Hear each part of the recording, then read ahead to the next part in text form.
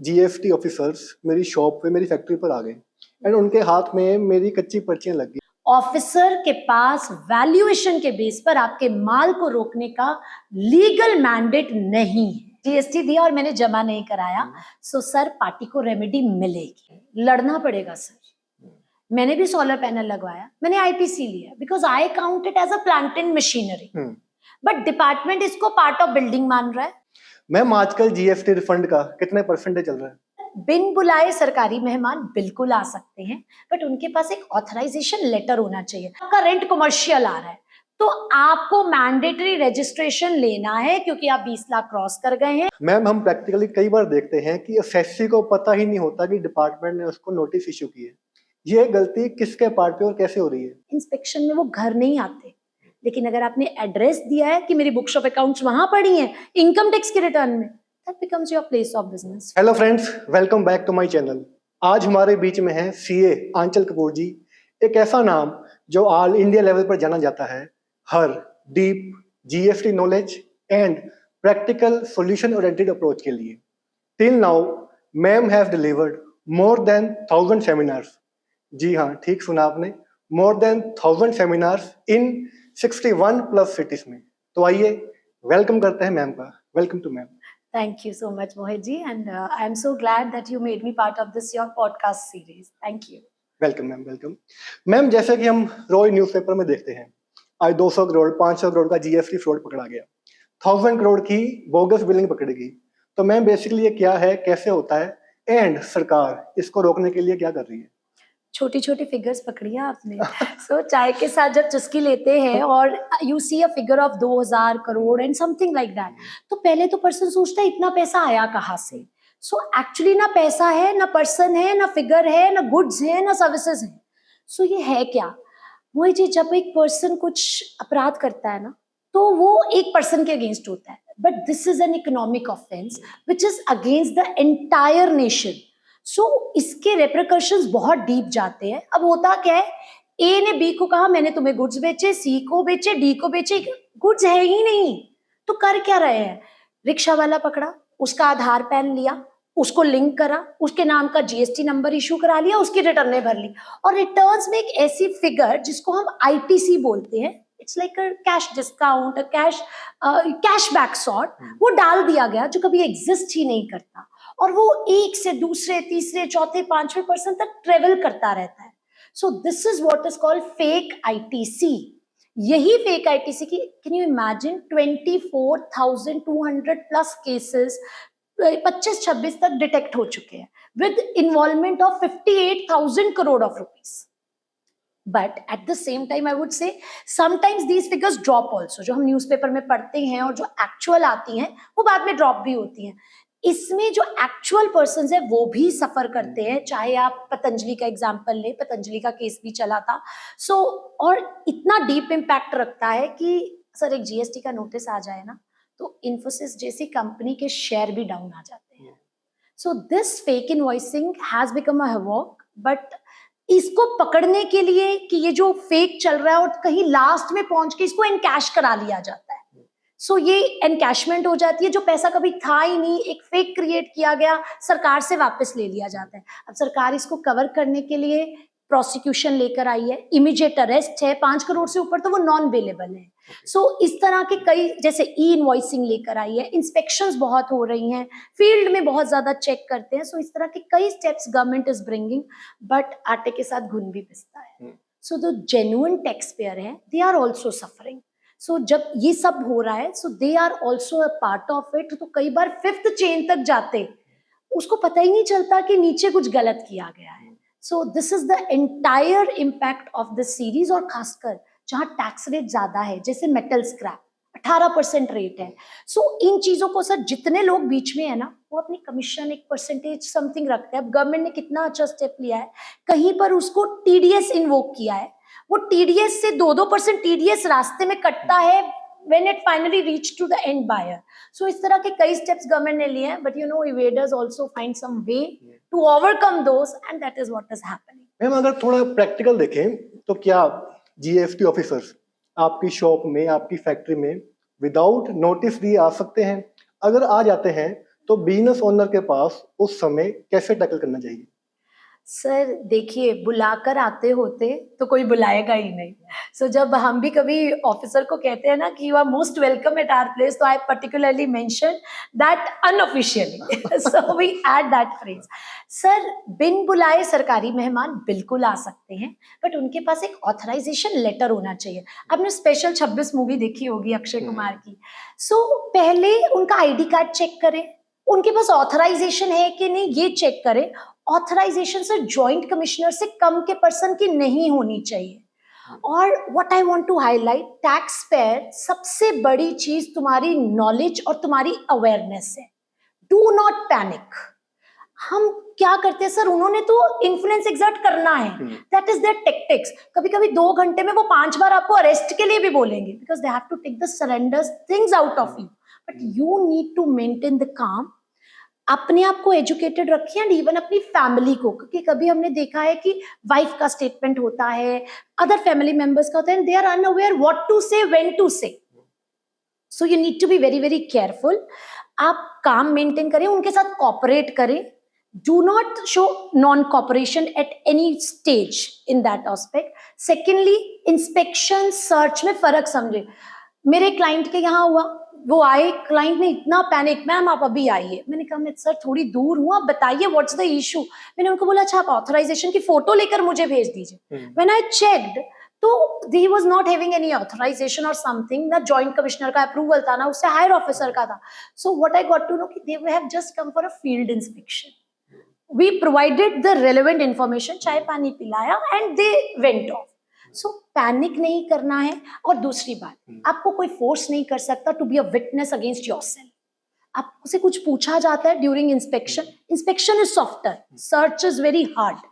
और सर सबसे बड़ी बात, इंस्पेक्शन के केस में अक्सर जो हम ये इनकम टैक्स के रिटर्न में घर के एड्रेसेस दे देते हैं ना, कि भाई ये मेरा यहाँ बुक्स ऑफ अकाउंट्स पड़ी है, वो भी आपका प्लेस ऑफ बिजनेस बन जाता है। तो बी केयरफुल बिजनेसमैन, जो आप एड्रेस दे रहे हैं कहीं पर भी जहां आप किताबें रखते हैं वो आपकी प्लेस ऑफ बिजनेस है। इंस्पेक्शन में वो घर नहीं आते, लेकिन अगर आपने एड्रेस दिया है कि मेरी बुक्स ऑफ अकाउंट्स वहां पड़ी हैं इनकम टैक्स के रिटर्न में, that becomes your place of business, फिर आ सकते हैं। सर्च थोड़ा स्ट्रिक्ट है तो वहां पर तो वो आ जाते हैं, घर पर भी आते हैं, wherever you have done. Be aware, जिस इंफॉर्मेशन के बारे में नहीं पता, keep your lips zipped up, बंद रखिए। आप बोलिए कि मेरे पास ये इंफॉर्मेशन है, और जो आप इंफॉर्मेशन देते हैं ना इंस्टेंटली, वो एक एस्टिमेट है, वो एक्यूरेशंस नहीं है। सो बी केयरफुल। नहीं पता, टाइम बोरो कीजिए, लेकिन गलत इंफॉर्मेशन पास मत कीजिए। तो मैम दैट मीन्स कि जीएसटी वाले मेरे घर पर भी आ सकते हैं? बिल्कुल Mohit ji, you got it right. जैसे आपने कहा जी मेरे वहां किताबें पड़ी हैं, मेरी बुक्स ऑफ अकाउंट्स पड़ी हैं, या आपने घर का एड्रेस अपनी इनकम टैक्स में हम डिक्लेरेशन देते हैं रखा हुआ है, तो yes they can come at your place even in inspection.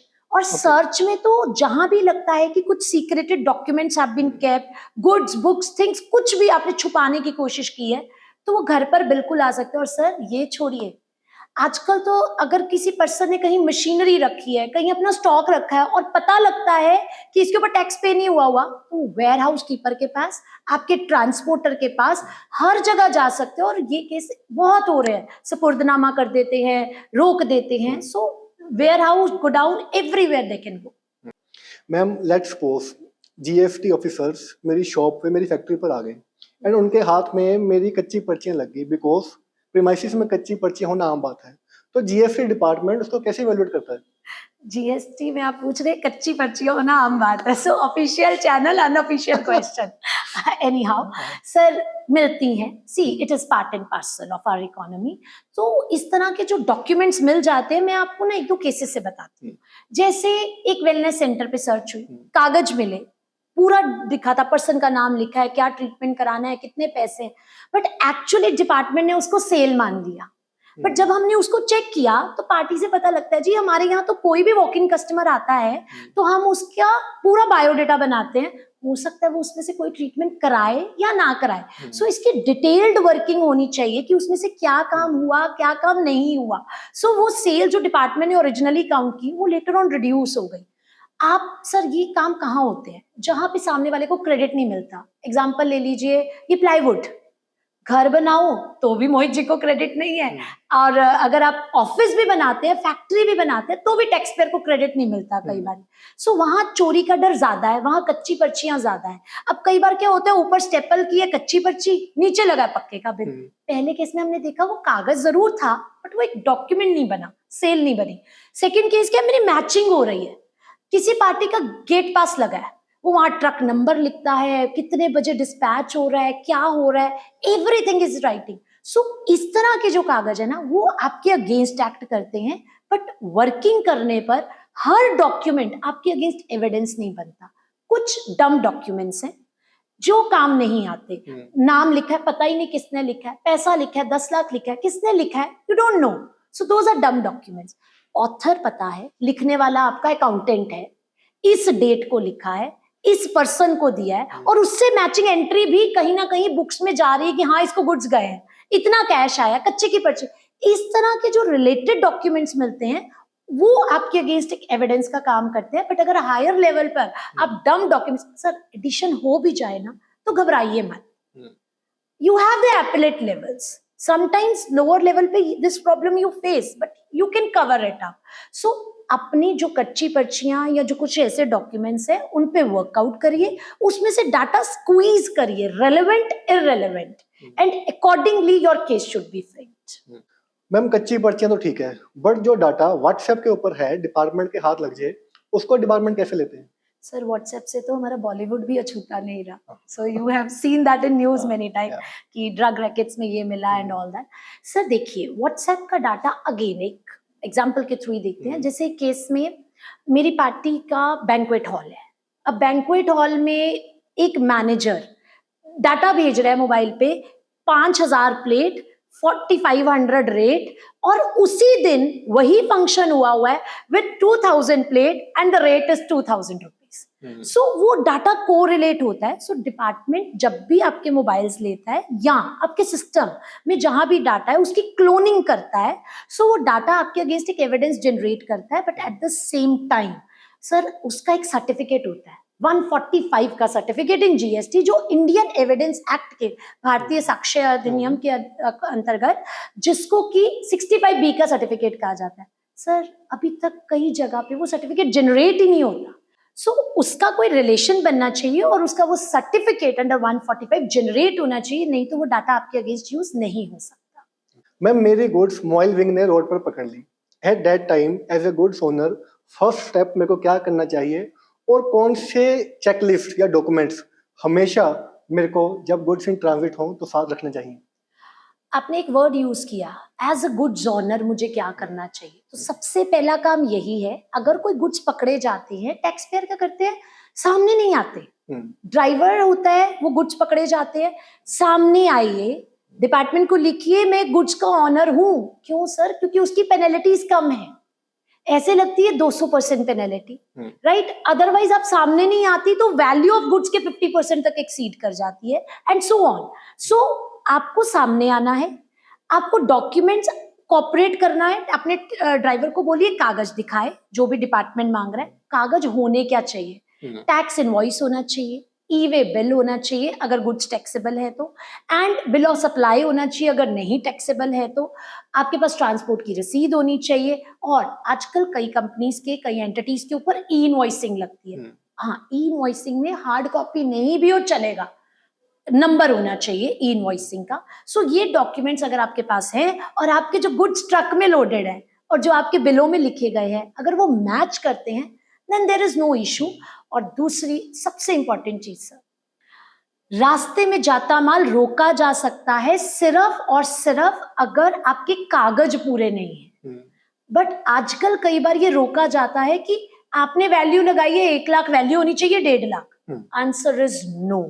Officer के पास वैल्यूएशन के बेस पर आपके माल को रोकने का लीगल मैंडेट नहीं है। So you need should raise the objection अगर इस तरह का कोई भी पॉइंट आता है आपके सामने, और आपको कॉपरेट करना है, डॉक्यूमेंट दिखाने हैं फिर भी। और दूसरी बात, आजकल ऑफिसर जंप करते हैं छोटे छोटे डिफॉल्ट्स के लिए भी।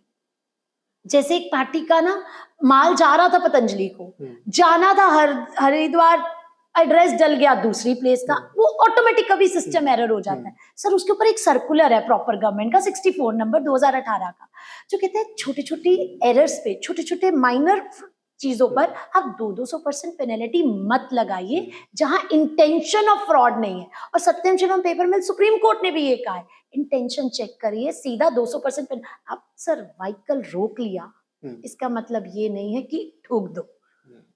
सो this approach needs to be change sometime.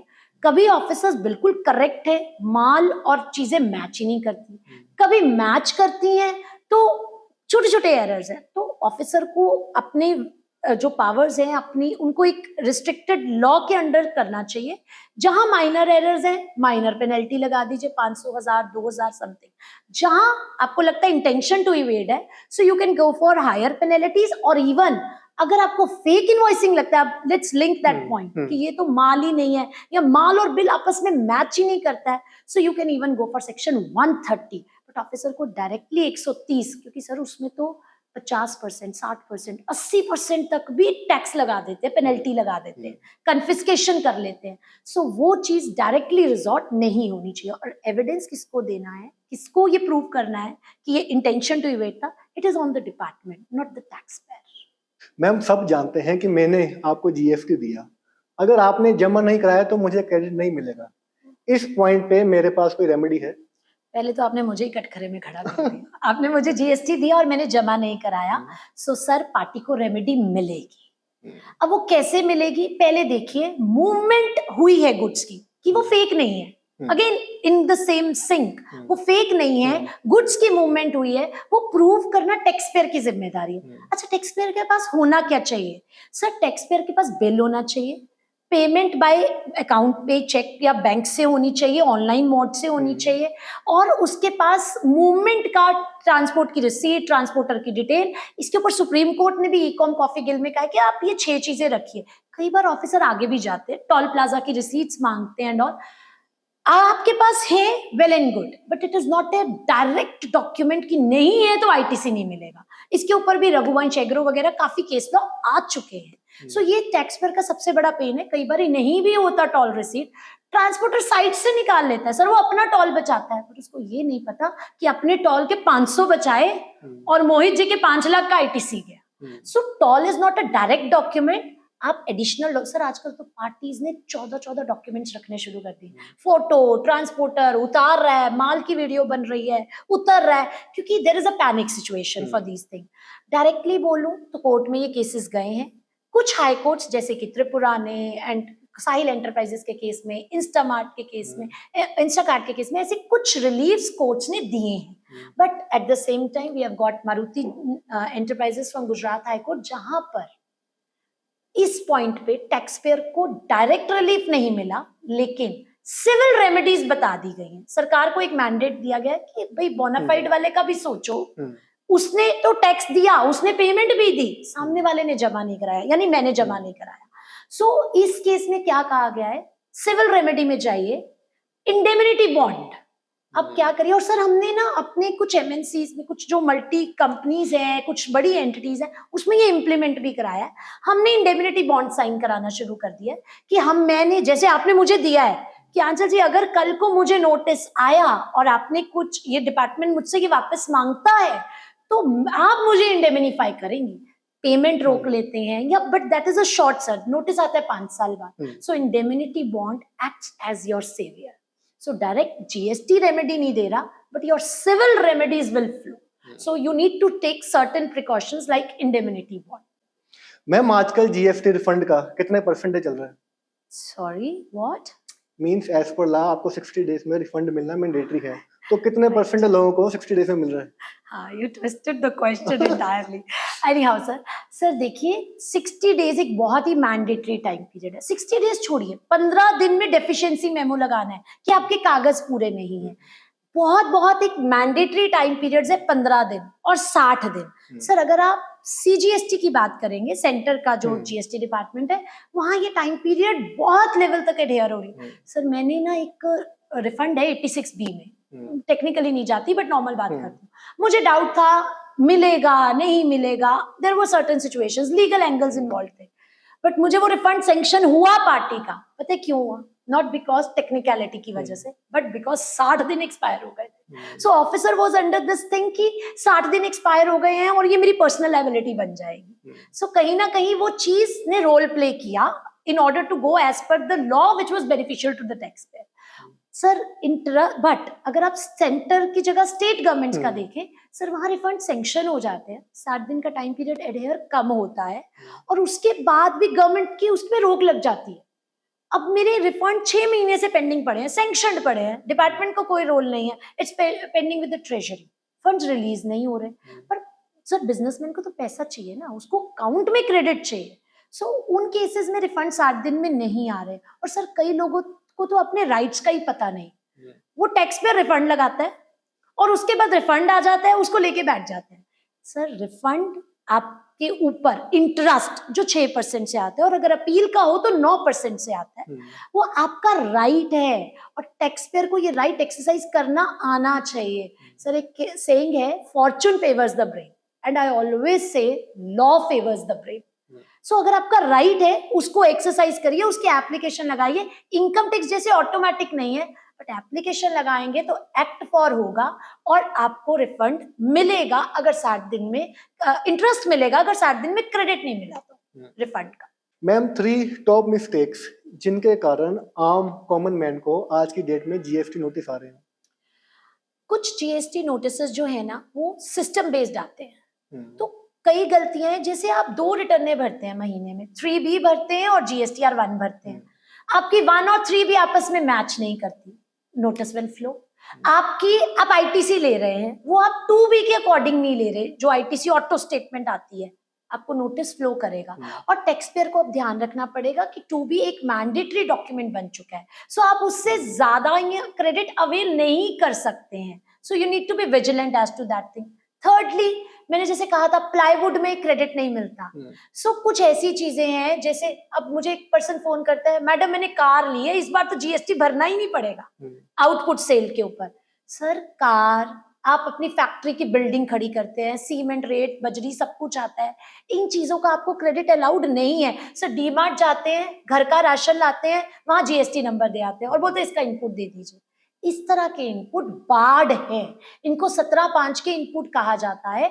अगर आप इस तरह के कोई इनपुट्स लेते हो तो आपको जीएसटी नोटिस ज्यादा फ्लो करेंगे। और कई बारी वो 17(5) में अलाउड है, जैसे जो वर्क्स कॉन्ट्रैक्टर है, जो पेंटिंग का काम ही करता है, उसको पेंट का क्रेडिट अलाउड है। सो इस तरह की कुछ गलतियां अगर टैक्स पेयर अवॉइड करे तो जीएसटी नोटिस को अवॉइड किया जा सकता है। और एक पॉइंट है जो एक टैंगल सा एक चलता है, टसल है between the tax payer and GST department, 180 दिन में पेमेंट।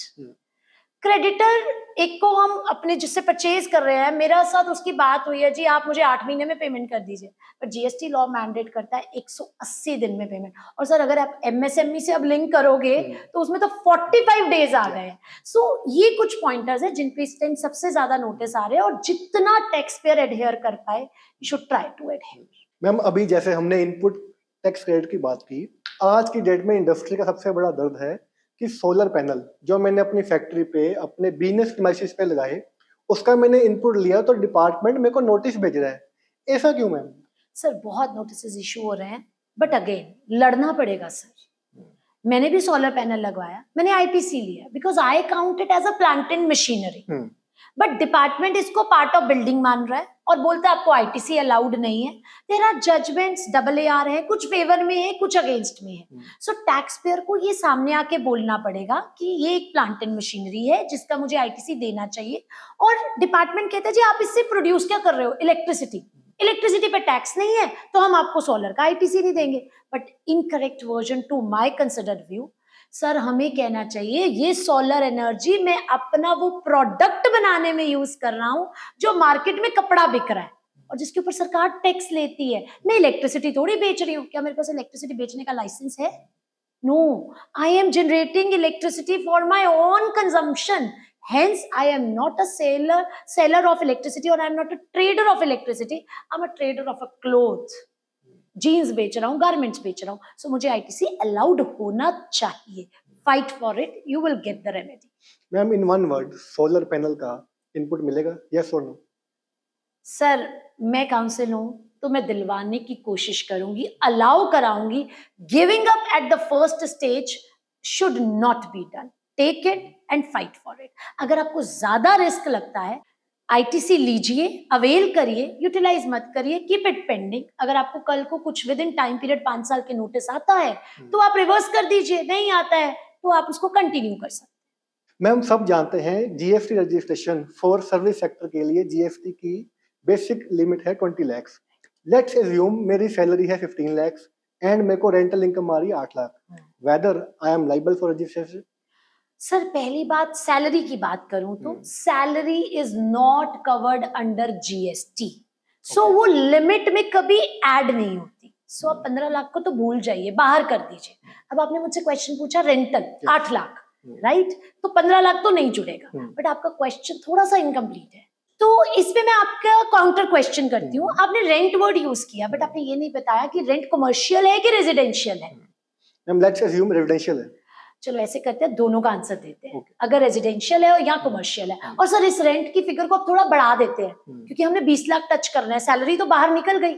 सो अगर ये फिगर 28 लाख है फर्स्ट इंस्टेंस पे और आपका रेंट कमर्शियल आ रहा है, तो आपको मैंडेटरी रजिस्ट्रेशन लेना है, क्योंकि आप 20 लाख क्रॉस कर गए हैं.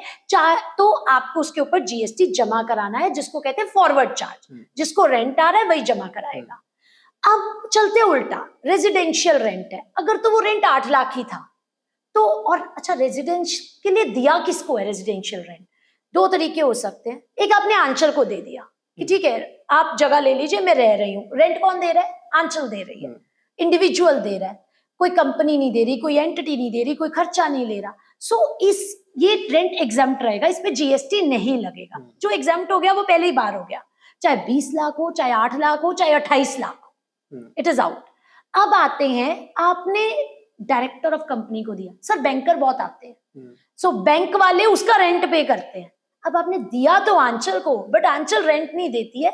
रेंट कौन देता है? उसकी कंपनी देती है. इन दिस केस अगर तो आप 20 लाख से नीचे हैं तो कंपनी आरसीएम पे करेगी, और जैसे ही आप 20 लाख से ऊपर जाएंगे तो आप फॉरवर्ड चार्ज में रजिस्टर होके अपना रेंट पे डिस्चार्ज करेंगे. और जो कमर्शियल प्रॉपर्टीज है, सीए ने कोई जगह ली है, कोई प्रॉपर्टी को कमर्शियल, और सर प्रॉपर्टी का नेचर नहीं देखना, प्रॉपर्टी यूज किस पर्पस के लिए हो रही है, कमर्शियल या रेजिडेंशियल. सो वैसे ही काउंट होगा. सो अगर ये कमर्शियल प्रॉपर्टी है, अगेन अगर आप 20 लाख से नीचे हैं तो सामने वाला आरसीएम में देगा. अगर आप 20 लाख को क्रॉस कर रहे हैं तो आप मैंडेटरी रजिस्ट्रेशन करा के रेंट का पेमेंट करेंगे, जीएसटी का पेमेंट करेंगे.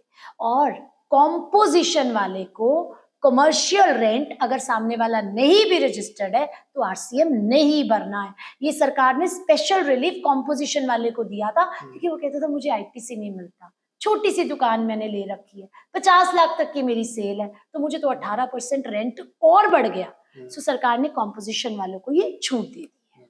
मैम जीएसटी का डिमांड नोटिस आने के बाद एक टैक्स पेयर के पास कौन कौन से ऑप्शंस होते हैं? सर देखिए, जब आपको कोई नोटिस आता है ना, सबसे पहले उसको चेक करिए कि डिमांड किस चीज पे की गई है. अगर आपको लगता है हाँ जाने अनजाने कोई गलती हुई है, ब्रीच ऑफ लॉ हुआ है या कुछ गलती से ओमिशन हो गई है, so if you agree to it तो उसको खींचिए मत, लिंगर ऑन मत करिए, क्योंकि तब 100 रुपया 300 रुपया बन जाएगा. इंटरेस्ट भी लगेगा, पेनल्टी भी लगेगी, 100% पेनल्टी और 18% ब्याज है सर. तो आप सोचिए कि वो 5 सालों में ऑलमोस्ट इक्वेट कर जाता है. So pet, don't linger it on. But अगर आपको लगता है नहीं, there is a difference between the what the notice has come and what is our take on the notice, give a proper reply to the show cause notice. Sir गलती कहाँ होती है? हम सोचते हैं अच्छा पहली स्टेज है, sometimes even for the council replies I have seen the same thing, कि अच्छा पहली स्टेज है, पूरे फैक्ट्स देने की क्या जरूरत है, सारे कागज देने की क्या जरूरत है, बिल क्यों दे, ट्रांसपोर्ट की बिल्टी क्यों दे, अरे ये तो पहली स्टेज है आगे देखेंगे. No, give a proper reply. आप जितना आप उसको सब्सटैंशिएट कर सकते हैं वो दीजिए, क्योंकि अगर वो केस आपके अगेंस्ट आता है और आप उसको आज नहीं दिया, कल अगली स्टेज पर देते हैं, जिसको हम अपील स्टेज बोलते हैं, तो ऑफिसर पूछता है पहले क्यों नहीं दिया, ये दिया था आपने और क्यों नहीं दिया था. फिर उसकी मर्जी है उसको एक्सेप्ट करे या नहीं, क्योंकि वो बन जाती है एक additional evidence. So always give a proper reply. अगर आपके कोई केस लॉ सपोर्ट करते हैं वो भी दीजिए. कंप्लीट रिप्लाई दीजिए, बट फिर भी ऑफिसर मे और मे नॉट अग्री। अगर वो अग्री नहीं करता है, सो इन दैट केस वो आपके अगेंस्ट ऑर्डर पास करता है, तो आपके पास फर्दर है अपील का रास्ता। फर्स्ट अपील जाती है कमिश्नर अपील्स के पास या जॉइंट के एडिशनल के पास। उस केस में जब आप अपील फाइल करेंगे तो 10% प्री डिपॉजिट लगता है, यानी टैक्स, इंटरेस्ट और पेनल्टी छोड़ दीजिए, टैक्स का 10% आपको जमा कराना है, जिसको आप कैश और क्रेडिट किसी से भी जमा करा सकते हैं। और अगर फिर भी चीजें आपके फेवर में नहीं आती हैं, तो आप सेकंड ट्राइब्यूनल लेवल पे जा सकते हैं, जहां आपको एडिशनल 10, पहले 10 कराया था, 10% और टैक्स का जमा कराना है और अपनी अपील आप दाखिल करा सकते हैं, सुनवाई होगी। और ये ट्रिब्यूनल सर 10 साल बाद आया है, almost 9th to 10th year of GST में। तो people have been waiting for it for long, इसी पर्पस के लिए, ताकि उनको रेमेडी मिल सके। मैम, हम प्रैक्टिकली कई बार देखते हैं कि एसएससी को पता ही नहीं होता कि डिपार्टमेंट ने उसको नोटिस इशू की है। ये गलती किसके पार्ट पे और कैसे हो रही है? Sir, you have actually hit the hammer.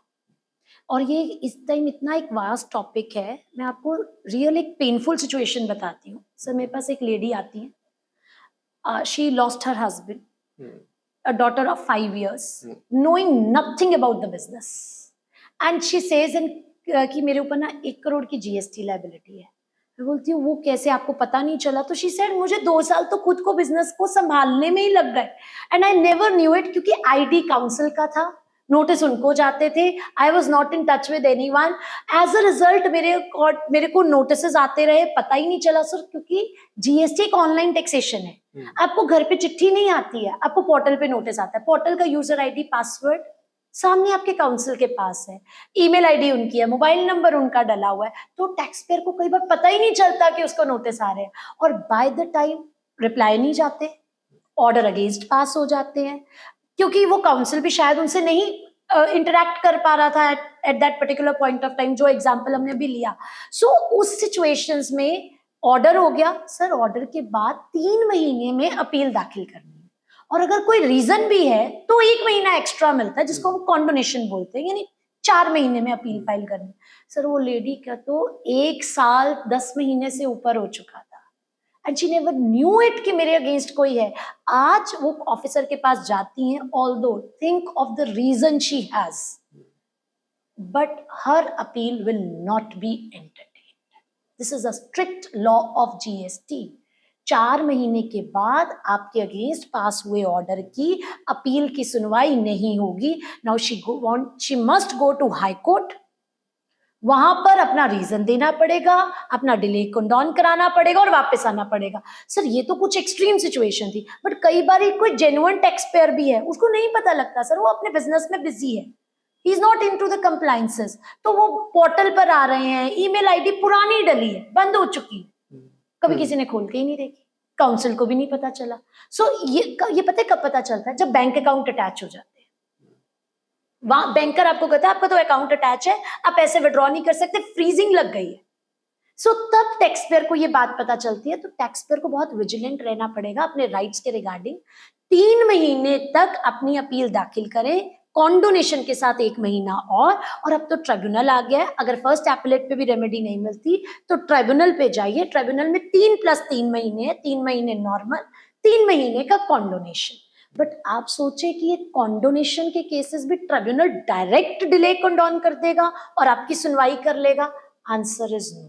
और सर, हाई कोर्ट भी थोड़े स्ट्रिक्ट हो रहे हैं, वो बोलते ट्रिब्यूनल आ गया, उधर जाइए, हमारे पास मत आइए। सो अल्टीमेटली रेमेडी लेस हो गया है टैक्स पेयर कई सिचुएशंस में।